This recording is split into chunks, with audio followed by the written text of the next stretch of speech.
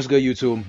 Zeus here with another Wuthering Waves video, and as you can tell by the title, I'm going to be talking about Jianxin, who I feel is probably the most underrated 5-star of the general banner 5 stars. She plays music with her hair. Wow, I've never seen that idol. But yeah, we're going to be talking about Jianxin, who I feel is the most underrated 5-star, the most underrated general banner 5-star. Let me be more specific. There's only, 6 5-stars, but you guys get the gist.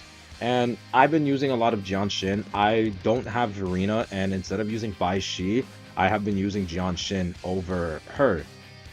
And she's honestly been fitting up really well. And I don't think a lot of people give her the credit that she deserves with how well she fits and complements Jian, and even like with Mortefi. So I'm gonna just be running over her build, what I have, and how ideally you should be playing with her. So the weapon that I have on her, I gave her Marcato, attack and energy regen. Its skill, when resonant skills released, restores concerto energy by 8. This effect it can be triggered one time every 20 seconds. So I'm having her on a heavy energy regen build because I want to keep on using the alt.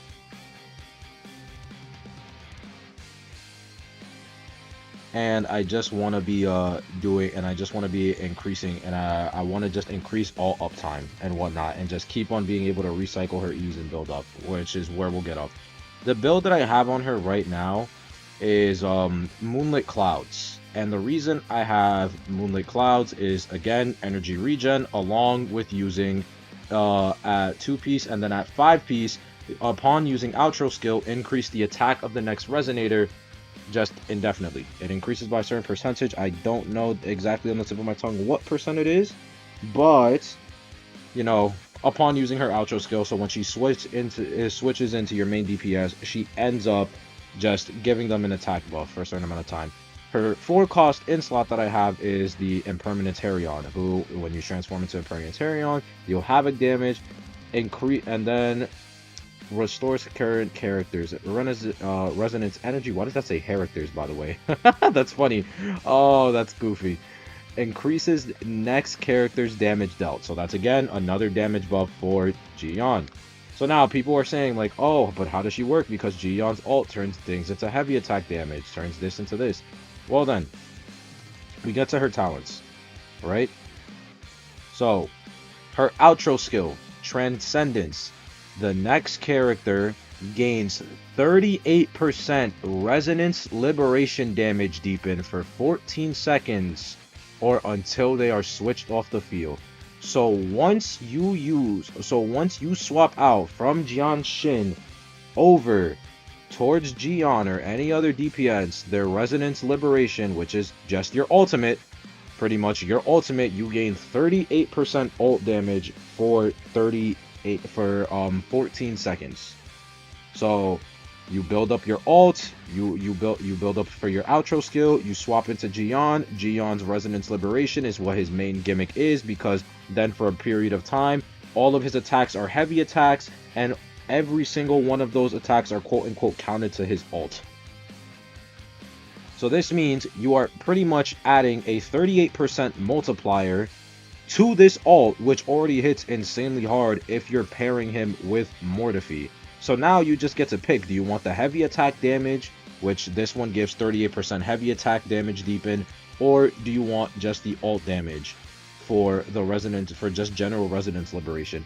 And yes, while Mortefi is probably better because it specifies heavy attack damage, her outro skill giving 38% resonance liberation is insane utility, because now, let's say for a unit like Calcaro, who also wants to mainly use the resonance liberation into skill / basics, you swap in from Calcaro you swap in from Jianxin to Calcaro, and now your ult and your basics are doing now an extra 38% damage for 14 seconds just because they can. Same thing applies with if you're using Danjin. You swap from Jianxin, and now you have an extra 38% to your damage. So it's like her being able to do, like, this outro skill is so insane because it's just universal. It's universal support to anyone. any character benefits from this. Her ultimate, her Resonance Liberation, it's AoE, so it's just crowd control. All her Resonance Liberation does is crowd control. Her Resonance skill is a counter where she deals parry, so you know it's pretty safe. You know, you can use this in order to just get some cheeky hits in on the opponents if you need to. Her intro skill is also crowd control, which is really good. And then her just base talents, you know, increasing attack, purification, force field. Yeah, that's right, she's a shielder, so we'll get to that soon. So that's that. So now the main gimmick with Jianxin is that her bar, when it's built up, you can build a shield around it. So I'm gonna just go to some enemies. We'll go to that spear back right there. We'll just go over to the spear back. It's level 56. God damn. So we're just gonna fight this thing. Let's go. Dodge, dodge, dodge, dodge, dodge, and then hit. And now you see that bar that we have there? There are two markers on that bar. That bar is for her to build up her shield. So when you charge attack with her, she starts building up shield. Every marker builds up shield. She builds the shield up, and now you swap in, and now Jian has overshield, and this thing just carries your entire team. Your entire team now has shield, and every time you hit, you start getting healed by it. Or just specifically, Jianxin gets healed by it. I just used my Q for no reason because it's cool.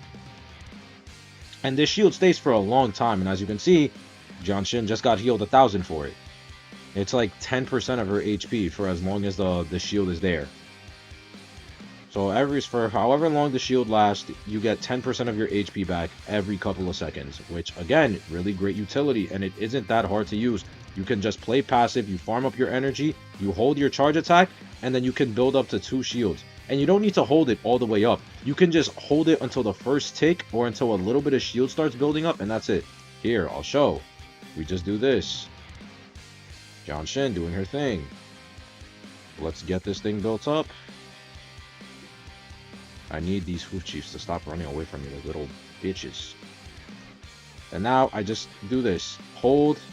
And I don't even need to hold it. And that's it. Like, I have a little less shield, but the shield is still there. And I still get healed every couple of seconds. And the shield still passes on anyway. And now my Jian for the next 14 seconds has 38% resonance liberation damage. And as we can see, he's doing 300s, 1000s. If he does the nuke where if you're in the air and you pop it and you end up like throwing the spear at the enemy, you just end up hitting like so goddamn hard. It's insane. And as we can see, Jian is also still getting healed by the shield. We saw the little 1000 there earlier. So Jianxin's utility is actually insane. I have her on a full energy regen set just because I want to keep on being able to spam and increase the uptime of the shields and get her ult as fast as possible, since her ult is what gives her the most amount of energy to build up for that shield.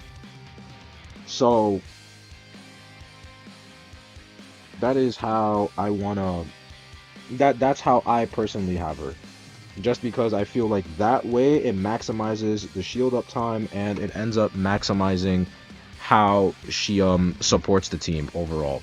And again, this doesn't need to be specific towards Jian, because obviously Mortafee is just going to be better suited specifically for Jian, but Jianxin just ends up fitting a role for every team. She can just end up being a unit that you just put into a team.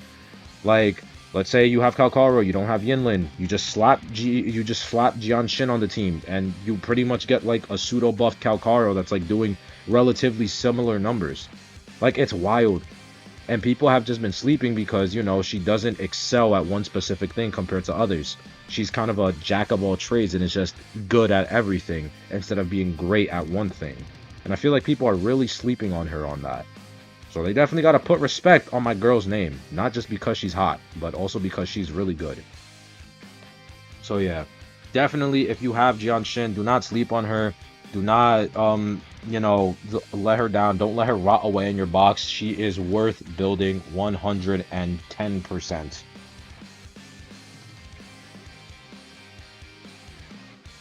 With all that shit being said, that's gonna be it for this one. Build your Jianxin before I end up finding your world and you know, taking away all your echoes. and all your materials, so that way you have nothing to farm. And that way you're going to be permanently stuck at databank level 2.